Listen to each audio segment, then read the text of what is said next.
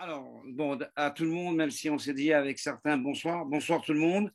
Ce soir, nous recevons Paul Camoun, que nous connaissons déjà pour l'avoir eu comme invité tout un Shabbat plein au Centre Hillel. Shabbat, je dois le dire, dans la mémoire de tout le Kahal et en particulier de tous ceux qui ont participé. Paul, un ami des CCVL depuis plus de 50 ans, est astrophysicien, enseignant dans plusieurs universités ou centres d'études en Israël, du Technion au Machon Lev, et qui a participé, entre autres, activement au programme Ariane, programme européen. Avoir un scientifique de cette importance, doublé d'un juif attaché à la Torah et à la terre d'Israël. Aujourd'hui, il est triplé par sa nouvelle élection consulaire. Donc, on a en plus un ami politique,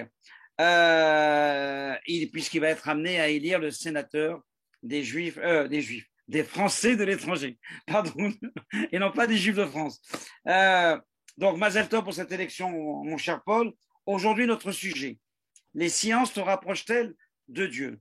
Sujet délicat, complexe, difficile et riche, qui a dû donner une préparation conséquente, qui a imposé à Paul une préparation conséquente. Invité ce soir avec Paul, nous allons donc aborder ce sujet en 3 parties. Si j'ai bien compris nos discussions préliminaires, Paul, une première partie d'environ 20 minutes en se posant la question du thème, en quoi les sciences nous rapprochent-elles de Dieu? C'est, vous vous en doutez, le parti pris de cette soirée. Dans un deuxième temps, et pendant à peu près 10 minutes, on se posera la question pourquoi certains, voire la majorité des scientifiques, sont imperméables à cette providence et quels en sont les freins. Et c'est ces 10 freins que nous allons étudier. Enfin, en troisième partie, nous nous projetterons vers l'avenir avec pour problématique qu'est-ce qu'on attend du monde et qu'apporte la vision de ce monde et que veut nous apprendre la nature et donc notre comportement vis-à-vis de Dieu et notre proximité avec lui. Voilà, j'avais dit une introduction de 45 secondes. À toi, Paul, pour 45 minutes. Oui, je ne sais pas du tout combien de temps ça va prendre, honnêtement. Ça peut prendre 30 minutes comme 50. Mais alors, excuse-moi, Paul, je prends la 46e seconde et après Paul, nous échangerons avec des questions que vous voulez bien poser. Et comme d'habitude, vous les posez par écrit sur la messagerie de ce Zoom pour que nous les faisions parvenir à Paul. Voilà, à toi, Paul. Merci beaucoup, Serge. Merci pour cette présentation. Merci à tous d'être là. Merci pour l'invitation à partager avec vous ce sujet passionnant.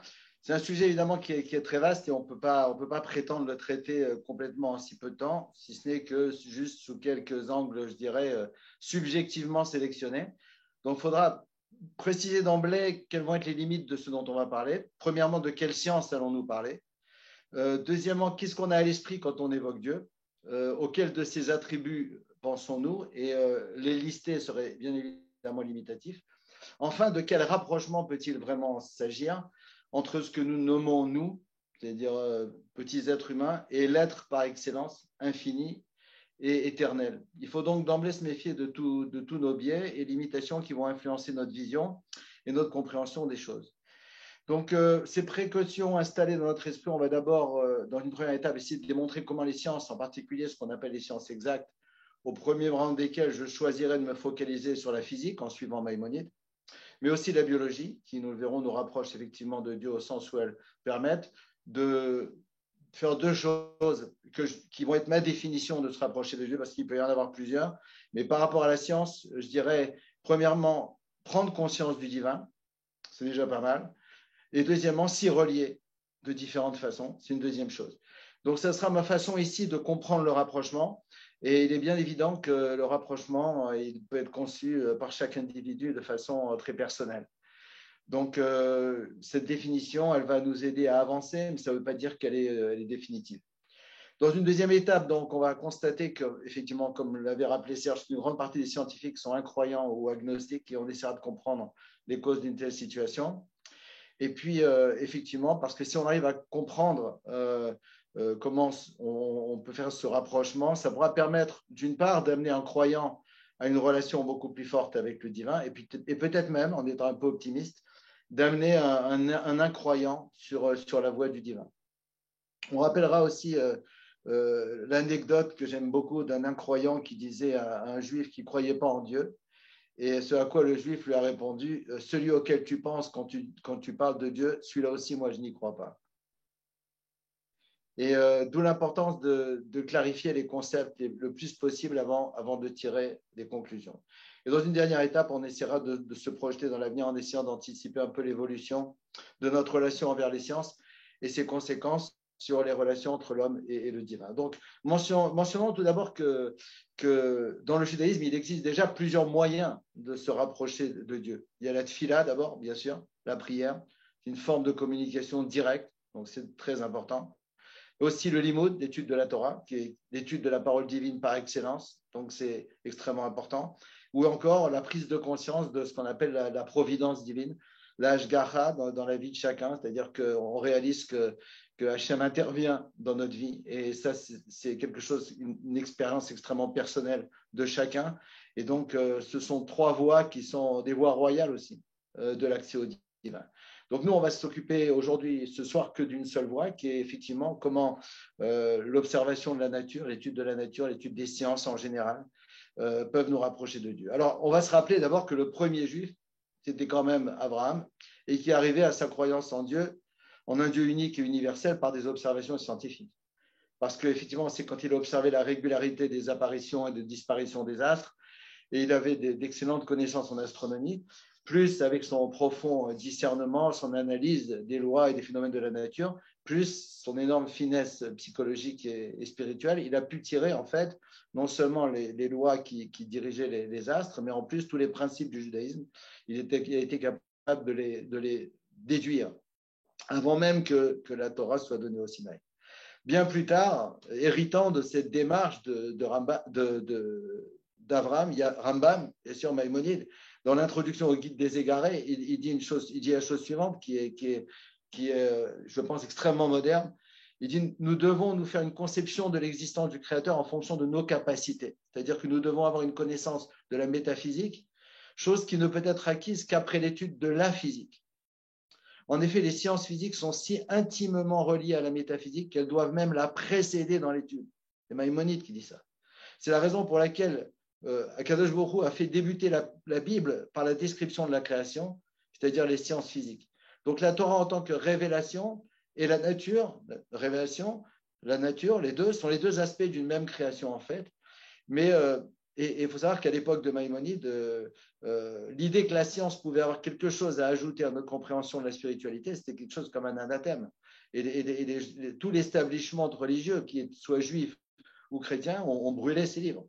Donc il était extrêmement en avance sur son temps.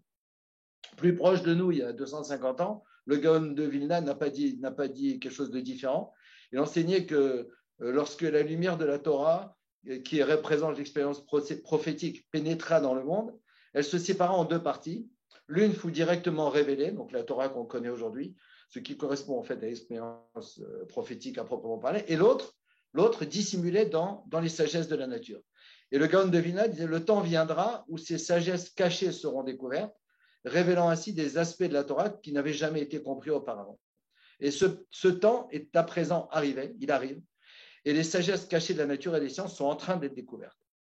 Donc, d'ailleurs, le Gaon de Vilna faisait remarquer quelque chose qui me paraît exceptionnellement important dans l'éducation de nos jeunes. Il disait, selon ce qu'un homme manque de connaissances dans les autres types de sagesse, en comparaison, il en manquera 100 fois plus dans le domaine de la sagesse de la Torah. Effectivement, plus nous connaissons les détails de la création divine, plus nous sommes capables de voir la grandeur de Dieu.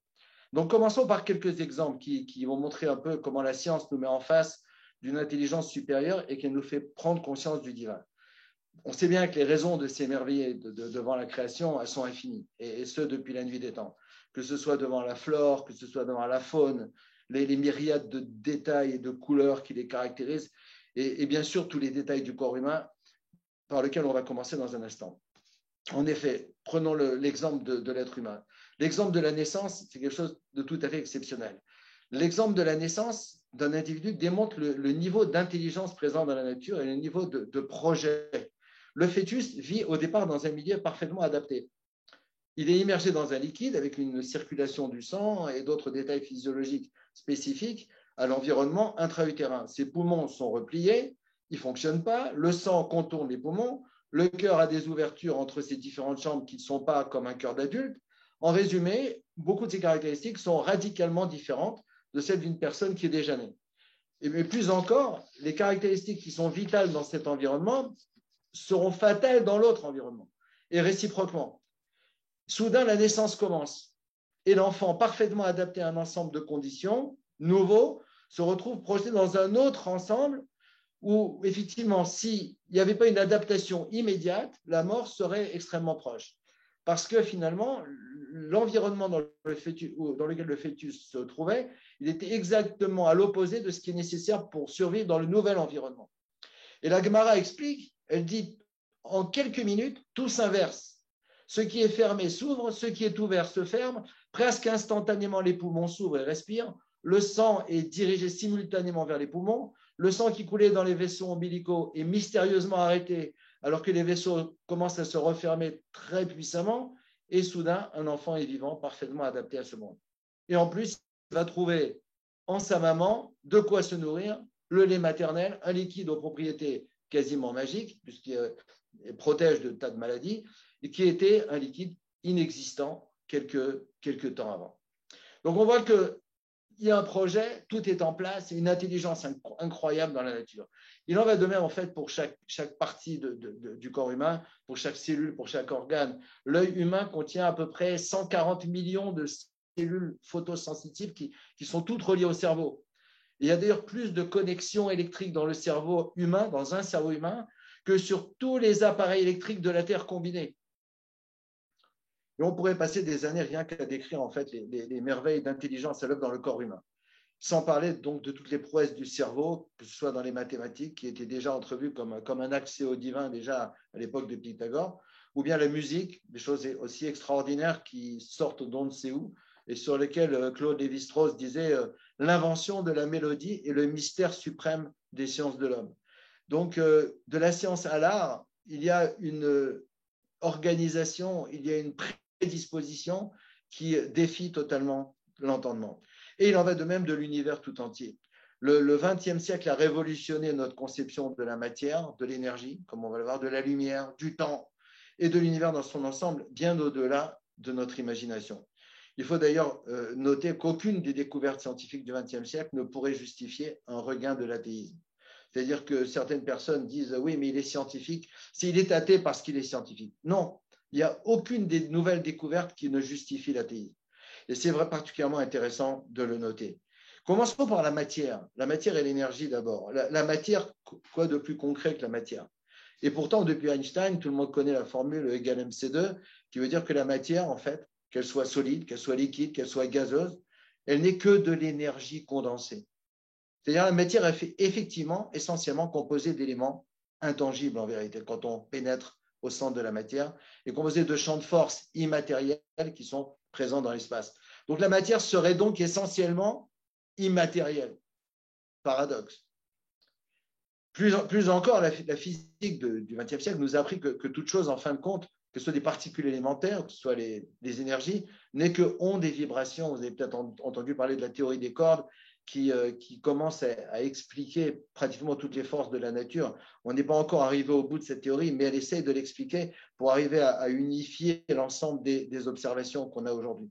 Et on parle de cordes, on parle de vibrations. Quand on rentre au cœur de la matière et de l'énergie, tout semble se comporter comme des vibrations de cordes dans un espace à des dimensions bien supérieures aux 4 dimensions qu'on connaît, mais des dimensions microscopiques inaccessibles à l'observation scientifique directe. Donc, de même que l'infrastructure de toute matière est quelque chose d'aussi éthéré que l'énergie, eh bien, l'infrastructure de l'énergie elle-même, c'est quelque chose de plus insaisissable encore.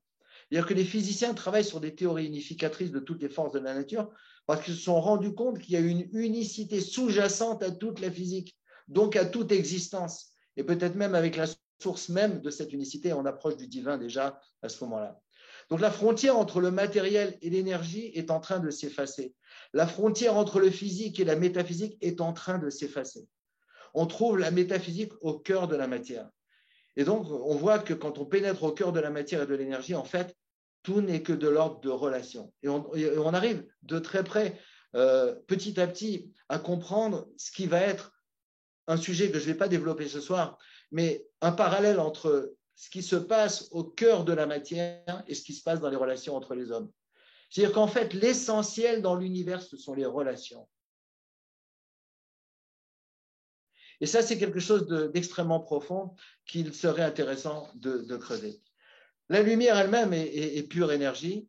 Et ce qui est intéressant aussi, découvert du XXe siècle, pour la lumière, le temps n'existe pas. Il existe dans notre univers des endroits ou des éléments, des entités pour lesquels le temps n'existe pas. Et donc, est-ce qu'on est dans la science-fiction? Ben non, on est bien dans la physique moderne et on peut même commencer à saisir à travers la lumière et son indépendance par rapport au temps, on peut commencer à saisir quelques-uns des attributs divins. Et donc, arrêtons-nous un instant maintenant sur deux révolutions majeures de la physique du XXe siècle. Premièrement, la théorie de la relativité générale et de la gravitation d'Einstein. Et deuxièmement, la physique quantique. Tout le monde a entendu parler de ces deux théories, même si on a tous du mal à la comprendre. On dit qu'il n'y a pas grand monde qui a réussi à comprendre la théorie de la gravitation d'Einstein. Et la physique quantique, on a énormément de mal aussi, puisqu'elle touche au fondement de la, je dirais, de l'énergie et de la matière qui nous permet d'arriver au concept que j'ai évoqué tout à l'heure, ces concepts qui nous permettent de descendre jusqu'aux particules élémentaires et d'essayer de savoir comment elles se comportent. Et en fait, elles se comportent comme des probabilités. Et il est très difficile de comprendre pour nous comment une particule peut se trouver en plusieurs endroits en même temps. Et tout ça, ce sont des innovations de la physique quantique qui n'arrivent pas encore à pénétrer dans nos intuitions. Et ces révolutions ont entraîné des révolutions majeures. Ces révolutions de la théorie physique ont entraîné des révolutions majeures dans la vision du monde physique dans lequel nous vivons. Et je ne prétendrai pas être exhaustif, mais mon objectif est seulement de vous faire goûter un peu à cette nouvelle vision du monde, en vulgarisant un petit peu, j'espère que vous m'en excuserez, sur trois grands principes de la physique aujourd'hui. Premièrement, le principe d'incertitude de Heisenberg, qui a été découvert dans les années 1920, qui nous a appris qu'en fait, il existe une indétermination essentielle au cœur de la physique microscopique, avec des conséquences importantes sur l'absence de déterminisme dans le monde.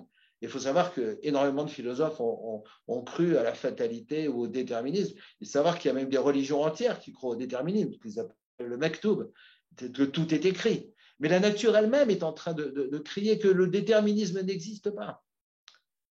Principe d'incertitude de Heisenberg, déjà dans le monde physique. Deuxième principe, le principe de corrélation. Le principe de corrélation a démontré qu'il existe une interaction mystérieuse entre finalement tous les atomes de l'univers. La Torah disait depuis longtemps que chaque action de l'homme a un impact sur l'ensemble de l'univers, quelque chose qu'on avait peut-être du mal à comprendre et que la physique moderne est en train de nous montrer sous forme concrète. Et un troisième principe extrêmement intéressant sur lequel les physiciens sont en train de converger, c'est le principe anthropique. C'est-à-dire que l'univers aurait été créé pour l'homme ou pour la vie, et ça se révèle à travers le fait que les lois de l'univers sont minutieusement réglées pour que la vie et l'homme puissent apparaître. Et cet argument du réglage minutieux de l'univers mérite vraiment toute l'attention qu'il a reçue, parce que son point fort, c'est que l'apparition de la vie intelligente, effectivement, elle n'est nullement probable sans un Dieu qui conçoit, sans un Dieu tout-puissant qui a le pouvoir de susciter un univers aussi minutieusement réglé et qui rend de surcroît la vie intelligente. Si on changeait ne serait-ce que quelques-unes des constantes physiques de l'univers ne pourrait pas exister. Ou bien il s'effondrerait, il ne survivrait pas. Donc l'univers physique se révèle maintenant comme un tout unique, indivisible, un système qui est gouverné par un principe dynamique assez unitaire et avec cette capacité de s'auto-organiser par des lois qui ont été insérées.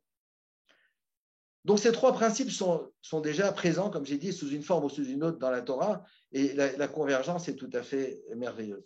Et c'est quelque chose qui nous permet aussi de nous rapprocher au divin en voyant à quel point finalement le seul modèle du monde désormais admissible repose sur la physique moderne d'une part et sur la Torah à travers la Kabbalah d'autre part. Les deux se rejoignant dans la profondeur et la finesse de leur description, en décrivant l'harmonie, la beauté, l'ordre qui règne dans l'univers. Et je voudrais vous montrer une petite vidéo de 3 minutes, toute petite vidéo, et donc je vais partager l'écran avec vous. Et donc, je vais vous la commenter en quelques minutes. Donc, ça concerne les observations du grand télescope spatial Hubble, pour lesquelles les astronomes ont fait en 1996 quelque chose d'extraordinaire. Ils ont pour la première fois pointé leur télescope vers une zone totalement vide, sans étoiles ni galaxies. Zone proche de la Grande Ourse. Voilà cette petite zone ici. Une zone pas plus grande qu'un grain de sable que vous tiendrez à bout de bras. La place que ça prendrait sur le ciel, ça prendrait la taille d'un grain de sable. Et donc, ils ont décidé de regarder dans cette zone-là pendant 10 jours, en ouvrant le capot du télescope, et donc comme si vous aviez un appareil photo ouvert en pause continue pendant 10 jours pour observer. Et donc, pendant toute cette période-là de 10 jours, sur cette zone sur laquelle il n'y avait apparemment rien, ils ont collecté petit à petit des particules de lumière qui avaient voyagé jusqu'à 10 milliards d'années avant de pénétrer dans les détecteurs de ce télescope spatial le plus puissant du monde. Voici un détecteur ici. Et quand le télescope fut fermé et les images traitées, apparut sur l'image, au lieu de rien du tout, plus de 3000 galaxies contenant chacune des centaines de milliards d'étoiles comme le Soleil. Première surprise. Plus tard, en 2004, ils ont recommencé vers une autre zone. Et ici, chaque point de cette image est une galaxie. Donc, chaque point de cette image, c'est à peu près 100 milliards de soleils. Et plus tard, en 2004, donc 8 ans plus tard, ils ont recommencé vers une autre zone, aussi à peu près 11 jours, avec 400 orbites du télescope autour de la Terre, avec des filtres encore plus performants. Et cette fois-ci, sur cette zone, une nouvelle zone apparemment vide, ils identifièrent plus de 10 000 galaxies sur l'image. L'image la plus lointaine jamais obtenue de l'univers, ce qu'ils appellent l'image de champ profond. Et donc, ces particules de lumière qui avaient quitté leur galaxie quand elles n'avaient à l'époque que 500 millions d'années d'âge, se sont dirigées petit à petit, ces particules qu'on appelle des photons, se sont dirigées petit à petit vers nous. Et donc, 13 milliards d'années plus tard, elles ont terminé leur course dans les détecteurs de ce télescope Hubble. Et donc, toutes ces galaxies qui se sont apparues sur les images sont des galaxies qui, en fait, s'éloignent sans arrêt les unes des autres. Et grâce aux mesures astronomiques, on est capable de mesurer leur vitesse et de mesurer leur distance avec une très, très grande précision par des mesures essentiellement de spectre et de fréquence. Et donc, on s'est aperçu que toutes ces galaxies, en fait, on pouvait en faire un modèle en 3 dimensions. Et donc, cerise sur le gâteau, c'est ce que les astronomes ont fait. Et c'est ce que vous voyez maintenant sur ces dernières images ici. Vous voyez effectivement maintenant comme si vous pouviez vous promener maintenant dans cet espace intergalactique où vous voyagez entre les galaxies, dans cet univers qui comprend à peu près 100 milliards de galaxies comme notre Voie lactée, et chacune d'entre elles comprenant plus de 100 milliards, plusieurs centaines de milliards d'étoiles comme le Soleil.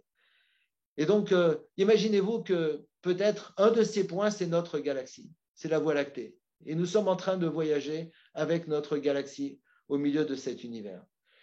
Donc, cela ne nous parle pas vraiment parce que notre cerveau ne peut pas vraiment se le représenter de façon très significative.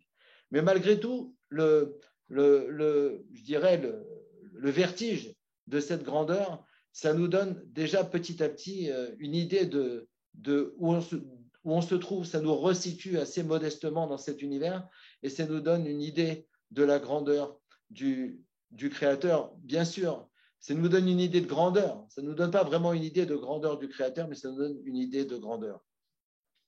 Alors, avec tout ce qu'on peut observer dans l'univers, avec toutes ces merveilles, avec toutes ces, je dirais, cette présence d'intelligence visible pour arriver à concevoir n'importe quelle plante, n'importe quel animal, n'importe quelle cellule de l'être humain, parce que n'importe quelle cellule de l'être humain est plus compliquée qu'une galaxie, et c'est en tant qu'astrophysicien que je peux me permettre de le dire.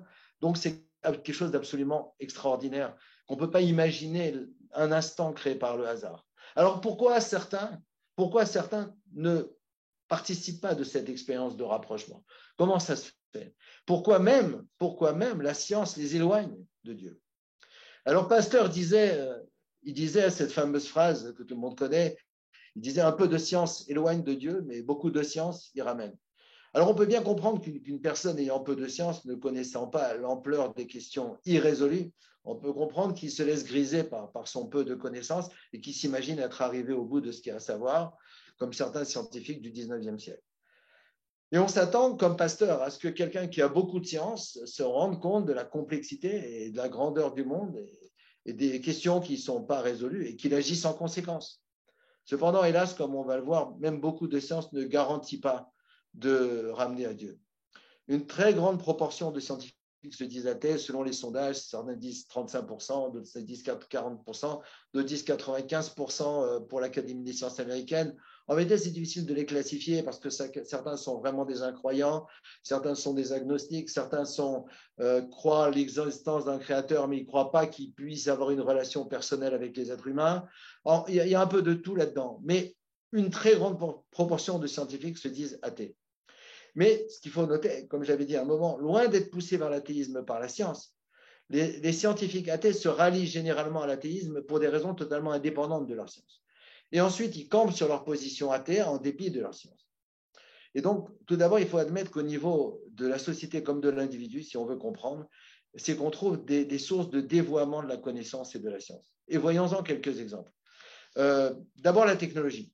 Il faut savoir que la science comme connaissance du monde a mené à la technologie comme maîtrise du monde. Et la technologie, à la différence des techniques empiriques, elle est venue au monde parce qu'au début, les princes avaient besoin de techniciens, ils avaient besoin d'argent, et ils avaient soif de puissance, et ils en vinrent à comprendre que le savoir leur procurait cette puissance. Donc, de science de la nature est sortie la technique. Elle a tout d'abord été conforme à sa destination, elle a libéré l'homme de ses difficultés, elle a suscité de nouveaux modes d'existence, mais plus tard, elle est devenue ambiguë. Et dès l'instant où elle a développé parallèlement les chances de progrès, elle a développé en même temps les risques de destruction. Et pour finir, elle s'est pervertie le jour où elle a fait de la production d'objets finalement une fin en soi. Et donc, le progrès technologique comme instrument de destruction, par exemple le nucléaire, la chimie des centrales qui sont incontrôlées, la biologie avec le génie génétique qui est incontrôlé, sans parler des études sur les virus dont on pourrait parler. Donc, on est loin à ce moment-là de la science qui rapproche de Dieu. Je citerai un autre exemple de technologie qui a viré pour la recherche du prestige, l'explosion de la navette Challenger en 86. La commission d'enquête a révélé que le problème n'était pas seulement technique, il était aussi et peut-être surtout d'ordre politique et éthique. Qu'est-ce qui s'était passé? La conception de la fusée prévoyait une fragilité potentielle à très basse température. Mais les managers de la NASA ont fait pression toute la nuit précédant le lancement, contre l'avis des ingénieurs, pour lancer malgré tout, parce que dans le discours du président américain du lendemain, il était écrit par les conseillers du président que le lancement avait été réussi. Et la NASA, par fierté, ne pouvait pas tolérer l'ombre d'une suggestion qu'elle n'était pas opérationnelle, et donc qu'il ne fallait surtout pas retarder le lancement. Et donc là, il s'agit, et bien sûr, le lancement a eu lieu, et à des températures trop basses pour que les joints des boosters de la navette tiennent le coup, et la navette a explosé. Donc il s'agit là de gens qui ont pris un risque désespérément élevé avec l'argent, la propriété, mais surtout la vie des autres, en espérant que la chance continuerait à les accompagner. Donc en fait, on voit un cas où le respect finalement et la protection de la vie humaine était devenu de facto un critère largement secondaire. Exactement ce qu'on a vu il y a 4000 ans avant avec la tour de Babel. C'est intéressant, c'est le syndrome de la tour de Babel qui est décrit dans la Parashate Noire. Ils ont érigé une tour à Babel comme centre de ralliement, comme témoignage de puissance et instrument de défi aux divinités. Ils pensaient que la possession des secrets de la nature les rendrait indépendants de la providence divine. D'ailleurs, la génération de la tour de Babel était si fanatique dans son zèle à compléter la tour que si une brique tombait, le Midrash le raconte, si une brique tombait et se cassait, tout le monde pleurait en disant comme il va être difficile de la remplacer. Mais quand un être humain tombait du deuxième étage de la tour de Babel en construction, ça, personne ne le remarquait. Donc, c'est un décalage, il y a un décalage entre les buts les buts de l'humanité et l'utilisation des sciences et des technologies. Et bien sûr, ce qui va être un des plus forts dévoiements de la science, c'est l'idéologie. Et c'est dur d'accepter, mais l'idéologie est beaucoup plus puissante que la science pour diriger les actions de l'homme. Exemple, l'idéologie religieuse, bien connue, est le pouvoir du clergé. Plus forte que la science, donc pour influencer l'individu. Le prototype de ce problème, bien sûr, et ensuite, c'était la fameuse controverse entre ptoléméo-copernicienne sur l'héliocentrisme ou le géocentrisme. Est-ce que la Terre est au centre de l'univers ou est-ce que la Terre tourne autour du Soleil? Et c'est la condamnation de Galilée en 1633 qui a été un déclencheur de la séparation entre l'ancien et le nouveau en matière de science. À partir de Galilée, à partir de la condamnation de Galilée, Descartes lui-même a décidé d'écrire le discours de la méthode, donc en 1633, et ça a influencé tous les physiciens qui sont venus après. Ça n'a pas empêché certains d'entre eux d'être très religieux, comme Copernic, comme Newton, comme Lemaître, mais effectivement, la science, à partir de ce moment-là, a commencé à prendre son indépendance par rapport à la religion telle qu'elle avait été déformée par rapport à la chrétienté. Autre exemple d'idéologie, l'idéologie nazie et raciste, ou raciste et nazie, peu importe, qui est la récupération du darwinisme, qui se voulait être une théorie scientifique, mais qui a été récupérée soit par ceux qui voulaient promouvoir des théories racistes, soit qui ont été promus par ce qu'on a appelé les darwinistes sociaux en Angleterre, qui pratiquaient des politiques du libéralisme à outrance, en se basant sur le fait que les plus adaptés vont survivre et les autres vont disparaître, qui crèvent, ce n'est pas un problème, puisque la théorie de Darwin représente le fonctionnement du monde. Donc c'est encore une fois un dévoiement de la science pour satisfaire à des idéologies ou à des intérêts de pouvoir divers et variés. L'idéologie communiste, encore un autre exemple, la promotion des théories biologiques de Lysenko par le pouvoir stalinien, ces idées erronées sur la transmission des caractères acquis furent promues théorie officielle par le pouvoir soviétique, alors qu'elles étaient complètement en marge de la réalité. Elles ont causé la faillite de l'agriculture communiste pendant des dizaines d'années. On citera aussi Gagarine, qui utilisa son voyage dans l'espace pour déclarer qu'il n'y avait rien vu, et donc Dieu et les anges n'existent pas. Autant de choses stupides, parce que finalement, ces théories du « je ne crois que ce que je vois », c'est parmi, je dirais, peut-être les théories les plus stupides qu'on puisse imaginer aujourd'hui, surtout avec la connaissance qu'on a de la physique et où on réalise à quel point, avec ce qu'on a dit tout à l'heure, l'essentiel du monde, on n'arrive même pas à le voir. L'essentiel du monde est intangible. Pour terminer sur ces causes-là qui font que finalement la science ne devient pas un avantage pour se rapprocher du divin, c'est toujours aussi la recherche de l'intérêt, l'utilisation de la science pour la recherche de l'intérêt, l'enrichissement, pour le carriérisme. Il y a un livre que j'ai beaucoup aimé qui s'appelle La souris truquée, enquête sur la fraude scientifique, de deux journalistes du Washington Post qui s'appellent William Bord et Nicholas Wade, qui est un livre qui est sorti dans la fin des années 80. Et où il dit d'ailleurs, l'histoire montre qu'une communauté scientifique est souvent prête à avaler toute idéologie qu'on lui sert sur un plateau, pour autant qu'elle flatte son palais et qu'elle soit assaisonnée à sa juste mesure scientifique. L'objectivité ne résiste pas souvent aux infiltrations doctrinaires. Et là, on l'a bien vu avec le Covid-19.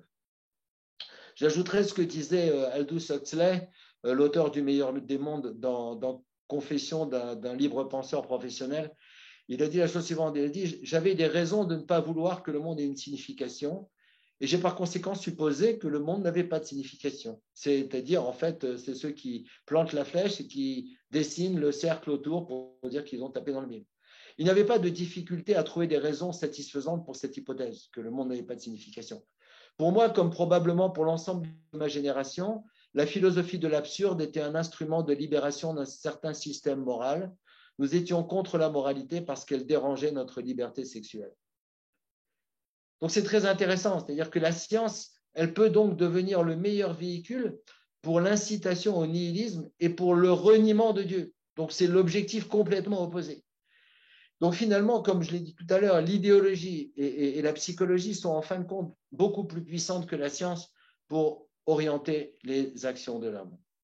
Alors, tournons-nous vers l'avenir et voyons un peu ce que notre Torah nous dit et ce que notre esprit aussi, notre rationnel peut nous dire. D'abord, on va commencer avec ce que dit la Gemara Shabbat. Il est écrit dans la Gemara Shabbat, au DAF 75 Amoud Aleph, il est écrit que quiconque est capable d'étudier l'astronomie et les cycles des constellations et ne le fait pas, à lui s'applique le verset et les œuvres de Dieu, ils n'ont pas reconnu et les créations de ses mains, ils n'ont pas vu. C'est Ishayahu, le prophète Ishayahu qui est cité ici. Il est possible d'apprendre de là que pour le judaïsme, non seulement l'homme doit étudier ce qui est lié à la nature de l'univers, mais de plus, il est dans l'obligation de le faire. Car ce sont les œuvres de Dieu et chacun devrait être bien introduit dans cette connaissance et reconnaître le Créateur à travers elle. D'ailleurs, le Zohar lui-même parle de l'ère messianique comme d'un temps où la science fleurira et comme d'une période où de nombreux secrets de la nature seront découverts et il semble que nous y approchons à grands pas. Mais hélas, la domination actuelle de la science ne semble lui procurer bien sûr aucune capacité à orienter l'homme dans les choix de son existence. Comme le disait le philosophe juif Husserl à la fin du XIXe siècle, il disait dans la détresse de notre vie, cette science n'a rien à nous dire. Les questions qu'elle exclut par principe sont précisément les questions qui sont les plus brûlantes. À notre époque malheureuse pour une humanité abandonnée au bouleversement du destin, ce sont les questions qui portent sur le sens ou l'absence de sens de toute cette existence humaine. Donc le paradoxe, c'est que la science, en fait, elle nous laisse totalement démunis devant les grands problèmes existentiels que tout homme ne cesse de rencontrer au cours de son existence. Et nous avons la chance, en tant que juifs, d'avoir la Torah qui est un guide, qui est un rail pour pallier à ce que la science ne peut pas apporter. Rav Wolbe, dans ses drachot sur la paracha Bechukotai, dans Sefer Vayikra, il commente sur le passouk Veim telechu im keri velo kavu lishmoali. Ce passouk parle de la tochacha, des remontrances d'Hachem et des sanctions potentielles. Il dit, et si vous vous comportez avec moi keri, on va voir ce que ça veut dire keri, et que vous refusez de me prêter attention, je vous frapperai de nouvelles plaies. Rashi dit que le mot keri vient de la même racine que le mot mikré, qui veut dire en fait avec négligence, désinvolture ou selon la chance. C'est-à-dire que la sanction vient en résultat de cette désinvolture par rapport à la avodat Hashem, au service divin. C'est-à-dire, comme dit Rashi, faisant les mitzvot une partie du temps, les négligeant à d'autres moments. Et Rambam va plus loin, il va rejoindre d'ailleurs de près notre sujet de ce soir. Rambam, dans Ilchot Ta'anit, il offre une explication différente pour le mot kéri. Il écrit, il y a un commandement positif de crier lorsqu'un problème arrive au peuple. Cependant, si le peuple ne réagit pas comme, et ça pourrait être pas mal d'actualité, je crois. Cependant, si le peuple ne réagit pas comme cela, mais plutôt qu'il dise qu'il s'agit de circonstances naturelles et que la calamité est arrivée par malchance, alors la calamité va être suivie d'autres calamités. Et par rapport à notre verset qu'on vient de voir juste avant de Bechukota, et Rambam, il comprend Kéri comme par chance, par hasard. C'est-à-dire que si une personne elle perçoit toute providence divine comme coïncidence hasardeuse, il est coupable de se comporter envers Hachem de manière kéri. Et la sanction pour un tel comportement est décrite dans la suite de la Tochacha. Et Rambam ajoute, ne pas remarquer la main d'Hachem et attribuer plutôt tout événement à des causes naturelles, c'est ça le problème. Et donc, en fait, rien n'arrive par hasard. Chaque événement, de la nature autant que dans l'humanité, est soigneusement orchestré par le Créateur lui-même. Et notre avodat Hashem aussi ne doit pas être effectué, on dirait en français, au petit bonheur la chance. Nous sommes ses serviteurs à tout moment et nos mitzvot, nos actions doivent refléter cela, qu'il pleuve, qu'il vente, je dirais de jour comme de nuit et qu'il soit sur terre ou dans l'espace, puisque c'est notre sujet. Et donc l'homme a été doté du libre arbitre de croire ou de ne pas croire, de rechercher Dieu ou non, et sans travail personnel pour lever le voile du monde, parce que olam, ça veut bien dire voiler. Et s'il ne fait pas de travail personnel pour lever le voile du monde, eh bien, il n'accédera pas ou très peu au divin. Et donc, en conclusion, on va dire que bien que les sciences offrent toutes les raisons satisfaisantes de croire en un Dieu créateur de l'univers et omnipotent, elles ne rapprochent quelqu'un de Dieu que s'il le désire vraiment et s'il agit avec l'humilité adéquate. Et c'est peut-être là que réside l'essentiel en fait du libre arbitre de l'homme. Et comme le disent nos sages, Hakol mina shameim, chutz irat shameim. Tout vient de Dieu sauf la crainte de Dieu. Voilà comme introduction à vos questions.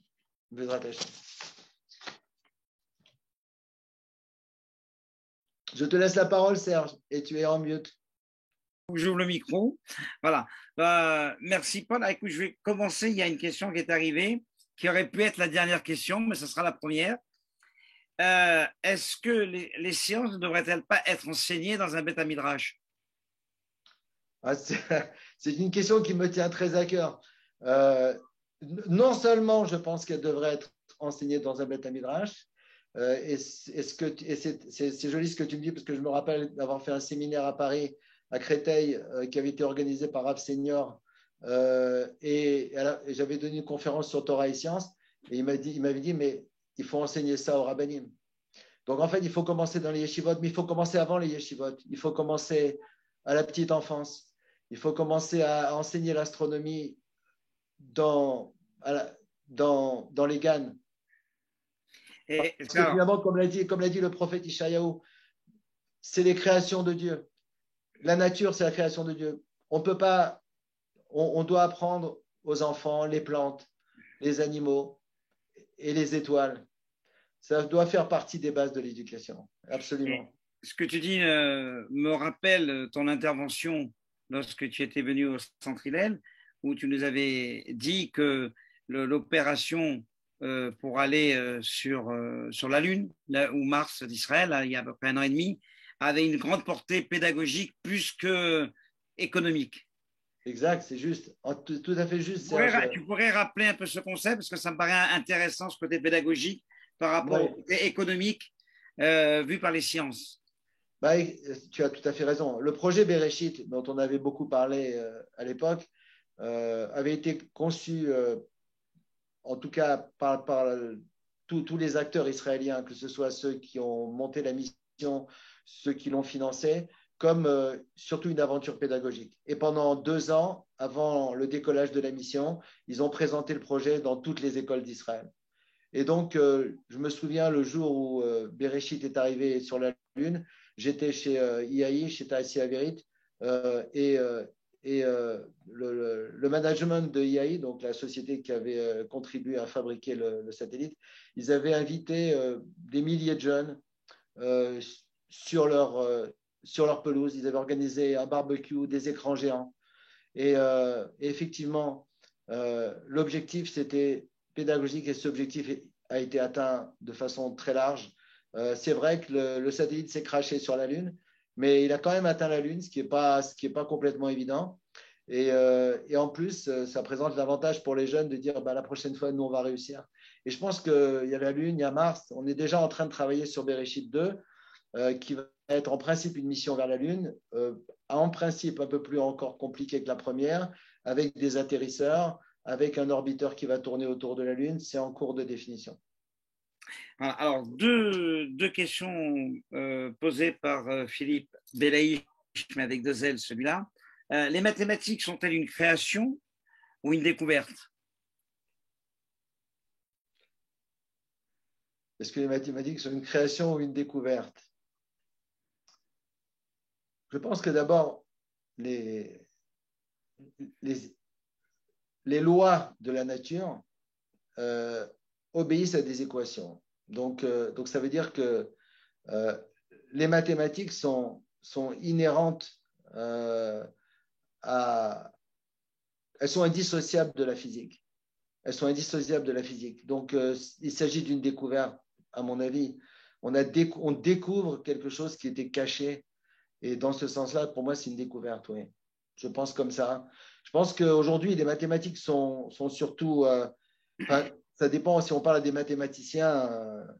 Moi, je suis plus physicien. Donc pour moi, les mathématiques, c'est plus un outil. Mais je ne diminue pas l'importance des mathématiques. Il est impossible de décrire des phénomènes physiques si on n'utilise pas les mathématiques. Einstein lui-même a dû développer des outils mathématiques nouveaux pour arriver à réaliser sa théorie. Donc, les mathématiques sont un langage, et finalement, quelque part, c'est le langage de la physique, quelque part. Mais c'est un peu réducteur ce que je dis, mais il y a du vrai dedans. Bon, avant de passer à une question suivante, je vais laisser Richard Nidam poser sa question parce qu'elle est trop longue par écrit. Voilà. Non, c'est pas vraiment une question que je voulais poser, c'est dire à Paul que pour moi, il a révélé quelque chose auquel je ne savais pas si on pouvait lui donner autant d'importance. Et je vais en donner un exemple. Voilà ce que je veux dire. En fait, Paul, tu as parlé de position idéologique des gens. Et je crois que effectivement, c'est le point le plus crucial, parce que c'est vrai, bon, moi je ne suis pas astrophysicien, mais je suis médecin, et c'est vrai que quand je discute avec des collègues médecins, je me dis, mais comment se fait-il, et tu as donné de très beaux exemples de biologie au début, comment se fait-il qu'ils ne puissent pas se rendre compte, bon, moi je suis cardiologue de formation, donc ils ne puissent pas se rendre compte que quand on voit la complexité du cœur et de son rôle dans l'organisme, comment ils peuvent ne pas voir que cette machine ne peut pas être une machine due au hasard dans les troubles du rythme, dans tout ce qui sont les cardiopathies ischémiques. Comment c'est possible? Et je te dis ça parce que ça m'a beaucoup intéressé, parce que depuis mais tu m'as donné la solution d'ailleurs, depuis quelques jours, j'ai entendu à la radio, quand j'étais dans ma voiture, et c'est un philosophe français dire quelque chose qui m'a paru complètement incroyable. Il a dit en fait que la vie dans ce monde et notre naissance était, je reprends exactement ces mots parce qu'ils m'ont vraiment frappé, le vertige de l'absurde. Ça veut dire quoi le vertige de l'absurde pour lui? C'est-à-dire que on ne sait pas pourquoi on est du verbe naître, on ne sait pas pourquoi on est. Le monde s'en fiche totalement que nous soyons là ou que nous ne soyons pas là. Et quand nous finissons notre vie, on n'a rien apporté au monde. Et de toute façon, quelle que soit la grandeur de ce qu'on aura pu faire dans le monde, ça n'aura aucun impact sur le monde. Et je me suis dit, mais comment on peut avoir une pensée qui est à l'opposé, à ce point-là, de la pensée juive? Comment un être humain peut-il, et un philosophe, peut-il réfléchir à quelque chose qui est tellement à l'opposé de ce que nous, ce qui est un petit peu notre façon de voir la vie et de voir le monde? Et tu m'as donné la réponse. En fait, ce sont des positions complètement idéologiques.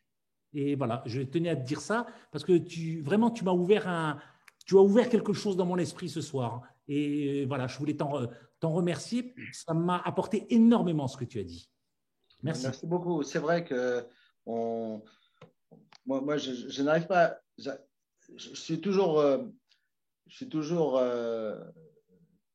choqué par le fait que l'univers nous parle, la nature nous parle, le cœur nous parle, les organes, les cellules nous parlent, mais on peut être sourd.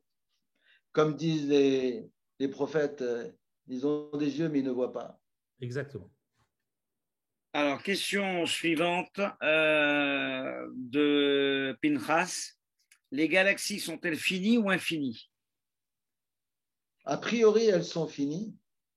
A priori, une galaxie est finie, c'est un nombre fini d'étoiles, et le nombre de galaxies, a priori, il est fini, comme l'univers, ce qui ne veut pas dire que l'univers a une limite, mais il serait fini, puisque s'il a été créé et s'il continue à évoluer, il est fini. L'univers, a priori, n'est pas infini d'après la cosmologie, d'après l'astronomie moderne. Et le nombre de galaxies n'est pas infini. Maintenant, il y a une autre question qui serait quelles sont les limites de l'univers, mais personne n'est capable de parler de ce concept aujourd'hui. À quoi ressemblerait entre guillemets, le pourtour de l'univers? C'est quelque chose qu'on ne peut pas concevoir. On peut spéculer théoriquement, mais par contre, sur le nombre de galaxies, on pense que c'est un nombre fini. Parce que j'ai cité le nombre de peut-être environ 100 milliards de galaxies, c'est une estimation que les astronomes pensent réaliste. Est-ce que je peux prendre la parole une seconde pour demander, alors qu'est-ce que ça veut dire, Paul, quand on dit dans la prière que Akadosh Baruch Hu, il est Mehadesh Olamo? Ça veut dire quoi alors? Si tout est fini, il insuffle. Comment tu analyses cette phrase? De toute façon, sans arrêt, de nouvelles étoiles naissent et de nouvelles étoiles meurent, sans arrêt. Et donc, de nouvelles galaxies aussi. Donc, l'univers est en évolution perpétuelle. Donc, de nouvelles planètes se forment, de nouvelles étoiles se forment, et des étoiles meurent et naissent. La durée de vie d'une étoile, on maîtrise ça assez bien en astronomie. Donc, je dirais que Hachem et Mechadesh, pour un astronome, c'est très clair. Ouais, c'est clair. Alors, avant de laisser Michel Bedoc poser sa question, j'en pose une autre. Ne parle-t-on pas d'expansion de l'univers? Oui, oui, c'est vrai, on parle d'expansion de l'univers, mais ce n'est pas pour autant qu'il soit infini. Et donc, en fait, ça veut dire que les galaxies, actuellement, semblent s'éloigner les unes des autres. C'est l'univers en expansion depuis le Big Bang. L'univers est en expansion. Jusqu'à quand, on ne sait pas. Il semblerait même, d'après les dernières découvertes des dernières années, que l'univers soit en expansion accélérée. Mais encore une fois, personne ne peut prétendre de saisir parfaitement ce qui se passe dans l'univers dans son ensemble. Il ne faut pas oublier qu'on est à un endroit très, très, très limité de l'univers, tout petit, nous sommes tout petits. J'aurais aimé, si j'avais eu du temps, je vous aurais montré une autre photo qui est de la même façon que la vidéo que je vous ai montrée, qui est une des vidéos, je dirais, les plus représentatives de ce qu'on a pu faire en astronomie dans ce siècle.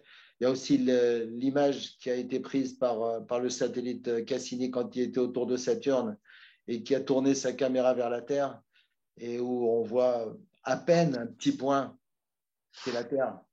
Et ça aussi, c'est des choses qui font beaucoup réfléchir. On est tout petit, c'est déjà extraordinaire ce que l'esprit humain peut faire, puisqu'il peut se projeter jusqu'au bout de l'univers avec des équations, avec sa pensée, mais il ne peut pas prétendre tout comprendre, il ne peut pas prétendre être sûr de ses théories. Il faut rester extrêmement modeste. Je pense que l'astronomie nous oblige aussi à la modestie. Et ça, peut-être aussi, c'est pour retourner au problème de l'éducation. Je citerai les astronautes. Tu sais que tous les astronautes sont revenus mystiques, quasiment tous. Tous ceux qui étaient par toutes les premières missions spatiales vers la Lune en particulier, ils sont revenus tous plus ou moins mystiques. Parce qu'ils ont pris conscience en voyant la Terre de loin. Ils sont sortis du système du quotidien dans lequel la plupart des êtres humains vivent avec leur petitesse. Ils ont vu ça de loin et ils ont pris conscience d'une façon différente. Et je crois que le fait d'enseigner ces choses-là tôt, ça permet aussi peut-être à la jeunesse de voir le monde dès la plus jeune enfance avec un regard nouveau et à prendre du recul et à devenir donc beaucoup plus intelligent et de se comporter dans la vie de façon beaucoup plus modeste et en prenant conscience des vrais enjeux et d'être moins mesquin, parce qu'on est tous mesquins à un moment ou à un autre dans notre vie, parce qu'à un moment ou à un autre, on a perdu la notion de ce qu'on est vraiment dans cet univers. Alors, je vais laisser Michel Bedoc poser sa question. Je n'avais pas de question. Je voulais vous féliciter, professeur Camoun, de ce merveilleux cours. Non, je n'avais pas de question. Et effectivement, moi, j'ai pas compris. Alors, quand l'idéologie, c'est vrai que vous nous avez pointé du doigt cette histoire où, lorsqu'une personne est dans un couloir et qu'elle veut avoir raison et qu'elle a une idéologie, elle ne peut pas le lâcher, même si on lui prouve par A plus B que la science est là. Et c'est vrai. C'est beau. Merci encore. Merci. Alors, autre question de la part de Bernard. Avons-nous le droit de croire aux extraterrestres? Ne sont-ils pas des créatures de Dieu? Qu'on a le droit d'y croire, c'est sûr. Et ça pourrait être une prochaine conférence. Mais moi, personnellement, ça ne me choquerait pas du tout. La Torah, en vérité, ça ne la choque pas du tout. Et moi, ça ne me choque pas du tout. Et j'ai déjà pas mal lu là-dessus, pas mal réfléchi là-dessus. Et si je peux résumer un petit peu ma pensée sur ça en 3 mots, je pense que le chesed du créateur de l'univers n'a pas de limite. Donc, je ne vois pas pourquoi il n'a pas rempli son univers de vie. Mais j'en sais rien. Je ne serais pas surpris. Je serais pas surpris qu'il l'ait rempli de vie. Mais on n'a pas les capacités d'observer pour l'instant. On commence à peine à être capable de détecter des planètes qui peuvent ressembler à la Terre autour d'autres étoiles. On commence. Dans quelques années, on aura la capacité de détecter sur ces planètes-là s'il y a de la végétation. Mais avant qu'on soit capable de détecter s'il y a de la vie, bon, ça pourrait venir plus tôt que prévu, hein. Si on détecte des signaux manifestes qui sont le résultat d'une intelligence créatrice de signaux d'une sorte ou d'une autre, ça pourrait permettre de résoudre l'énigme. Mais pour l'instant, il y a autant de raisons de penser que nous sommes les seuls, parce que les paramètres qui ont présidé à l'émergence de l'humanité sont tellement complexes que c'est pour beaucoup une chance incroyable que ça ait pu apparaître dans l'univers. Et pour d'autres, au contraire, disent oui, mais le nombre d'étoiles et le nombre de planètes est tellement grand qu'il doit y avoir certainement beaucoup de vie ailleurs. Sous quelle forme? Plusieurs hypothèses ont été formulées. Donc aujourd'hui, si on veut être je dirais, juste, on doit dire que aujourd'hui, on a de preuves ni pour l'un ni pour l'autre. Alors, autre question, est-ce qu'on peut imaginer que la découverte qui serait comment dire, qui nous convient, qui arriverait à nous convaincre qu'on est d'une proximité avec Dieu n'est toujours pas encore arrivée, ou on peut l'attendre? C'est-à-dire, est-ce qu'il va y avoir une découverte qui va rapprocher les hommes totalement de Dieu, qui va faire l'unanimité, quoi? Ça sera clair à ce moment-là. C'est un peu ce que dit la Kabbalah. Quand on parle du Mashiach, normalement, Mashiach, c'est une période où ça sera évident pour tout le monde. À tel point, ça sera évident pour tout le monde qu'on dit que normalement, à cette période-là, il n'y aura plus de mérite pour les mitzvot. Parce que ce sera, d'une certaine façon, le libre arbitre sera devenu limité, d'une certaine façon. Donc, mais il y aura toujours une forme d'inaccessibilité. Il ne faut pas oublier, le divin, c'est quelque chose qui nous dépasse très, très largement. Maintenant, ceci étant, c'est une question différente, effectivement. On voit ce que Dieu lui-même a dit à Moïse. Il a dit, tu peux me voir par derrière, mais ma face ne peut être vue. C'est-à-dire qu'en fait, on peut accéder au Créateur par sa parole, c'est la Torah, par sa providence, comme on a dit. Et donc, on a des moyens, mais ce ne sont pas des moyens directs. On ne peut pas accéder au Créateur et vivre. Donc, mais par contre, on peut avoir la certitude et vivre. Ouais. Donc, certainement, ça arrivera. Alors, une dernière question, Paul. On me demande si on peut imaginer qu'il y ait une autre Terre, un autre lieu dans l'univers qui soit, pas un copier-coller de la Terre, mais qui ait une planète de ce style et qu'on ne connaîtrait pas à ce jour. En termes de planète, sans aucun doute, on peut l'imaginer. D'abord parce que, pas imaginer, on peut toujours imaginer. Il n'y a personne qui nous l'empêche. Non, mais oui, mais imaginez. J'ai compris. J'ai compris.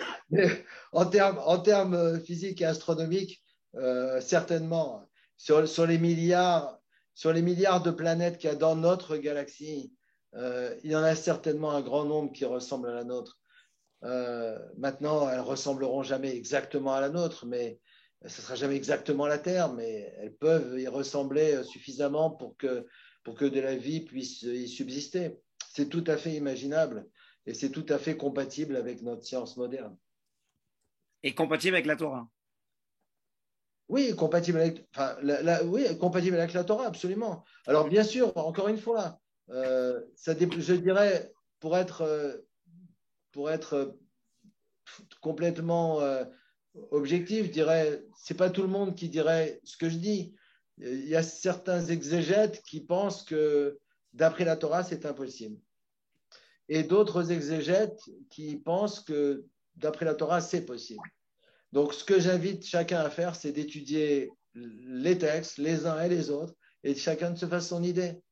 Mais moi, j'ai la mienne, j'ai mon idée, mais d'autres en ont d'aussi fortes pour eux. Et bon, on n'a pas encore eu l'occasion d'avoir les moyens de résoudre cette énigme pour l'instant. Donc, chacun peut rester avec ses opinions, et chacun se respecte. Mais effectivement, aujourd'hui, on n'a pas les réponses à ces questions. On peut l'imaginer.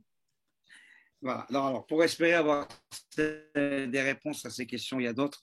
Donc, si j'ai bien compris, il ne nous reste plus qu'à nous jeter sur l'étude. Voilà. Je vais laisser la parole à Richard Needham, président du Centre Hillel, pour conclure cette soirée. Bien, d'abord. Richard, à toi. Oui, merci. Je voudrais vous remercier à tous d'avoir été présents pour cette conférence et dire surtout et bien sûr un très très grand merci à Paul. C'est un grand bonheur de partager avec vous tous parce que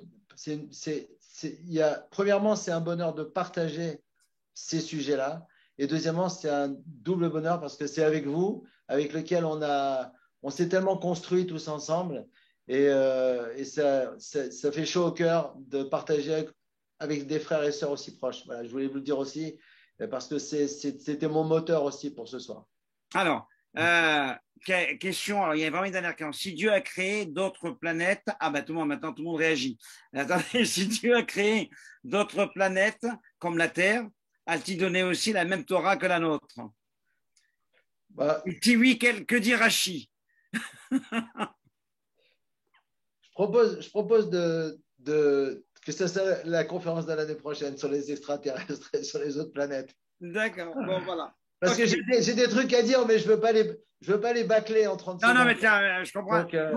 Donc, alors, est-ce qu'on peut prendre nos agendas et dire pour le 14 mai 2022, voilà, vous savez, 14 mai 2022, j'espère que c'est pas un samedi ou un vendredi parce que j'aurai l'air faim. Mais bon. Mais à ce moment-là, Serge, on voudra que Paul vienne avec nous et nous soit au milieu de nous pour nous faire cette conférence. Oui, pour un présentiel, là, si Dieu veut. Oui. Moi, ce que je vous propose, c'est de le faire en présentiel dans le Negev avec observation des étoiles à Mitzpéramon. Magnifique. Et là, ça sera doublement. Oui. On s'inscrit. Passionnant. Voilà, écoute, alors on va. Oui. Et voilà. Bon, écoutez, alors merci beaucoup à vous tous de s'être rejoints à nous ce soir. J'ai plus qu'à vous donner, comme on dit, rendez-vous à Shabbat au Centre Hillel. Voilà, au revoir tout le monde, merci. Bravo à tous. Bravo Serge, bravo Avner, bravo Fabrice, bravo à tous les gens qui ont assuré la technique parce que c'était pas évident, c'est toujours compliqué le direct et vous avez été formidables. Merci à tout le monde. Merci beaucoup et bravo.